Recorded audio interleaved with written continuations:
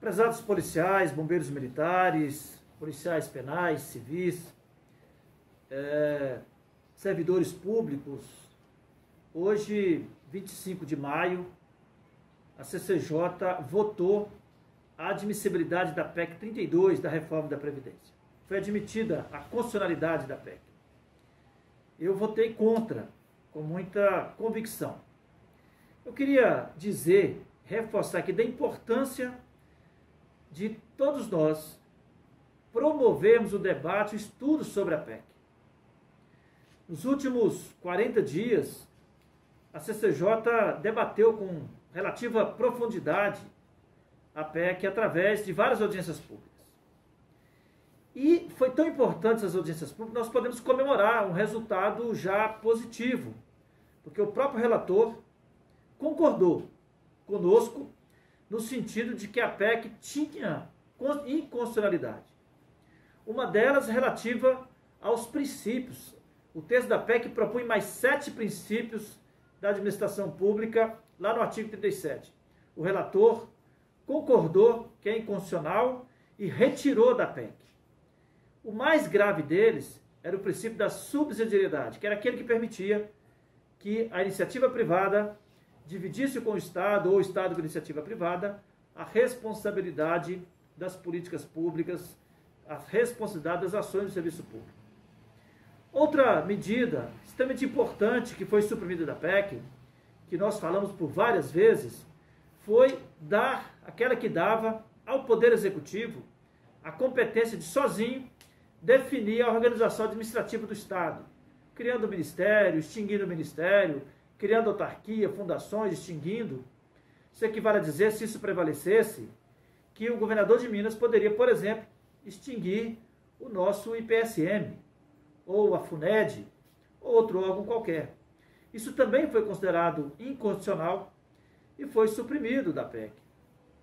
Assim como foi suprimido a proibição que havia para que o servidor do Estado, aquele chamado carreira típica do Estado, pudesse ter alguma outra renda, como, por exemplo, um restaurante, uma propriedade rural. Então, isso também foi suprimido. Então, nós consideramos que houve um avanço, resultado do enfrentamento que nós fizemos. Mas a PEC continua sendo muito ruim para os servidores públicos, ruim para os militares.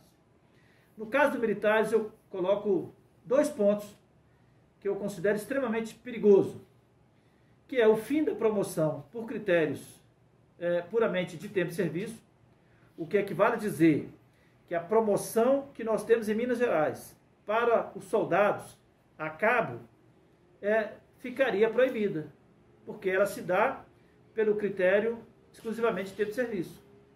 Da mesma forma, acabar com os quinquênios, o que equivale a dizer que estaríamos antecipando aquilo que a emenda, que a PEC 57 do governo Zema propõe para os servidores de Minas Gerais e para os militares.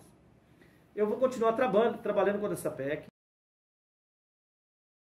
porque compreendo que ela está colocada sob argumentações falsas. O ministro Paulo Guedes, quando veio aqui defender, ele não falou da dívida, do custo da dívida.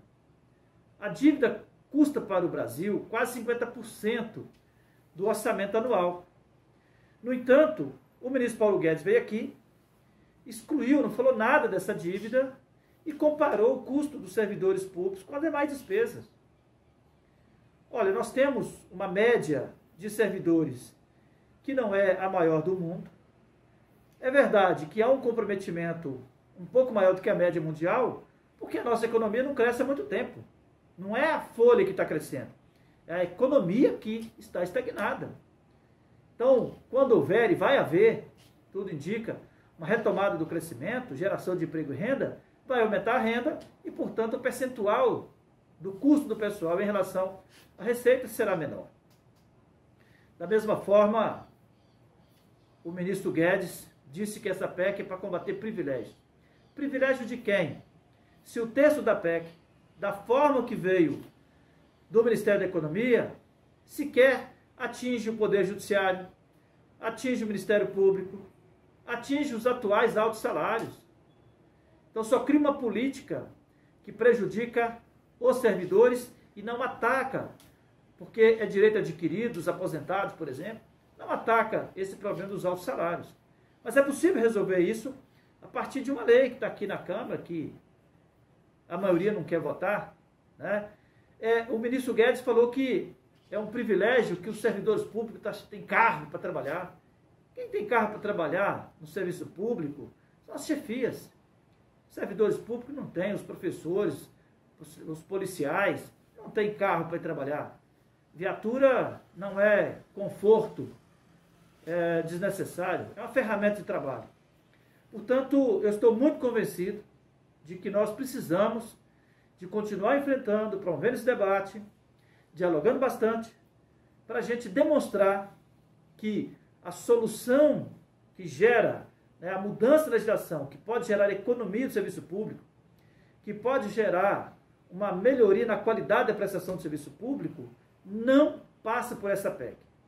Passa por uma lei para discutir o extrateto, passa para regulamentar a Constituição para fazer avaliação de desempenho. Isto sim melhora a qualidade do serviço público. Portanto, eu vou continuar trabalhando contra a PEC 32, vou considerá-la nefasta ao serviço público, prejudicial aos servidores e aos policiais e bombeiros militares do Brasil afora. Muito obrigado, vamos à luta, sem luta não há conquista.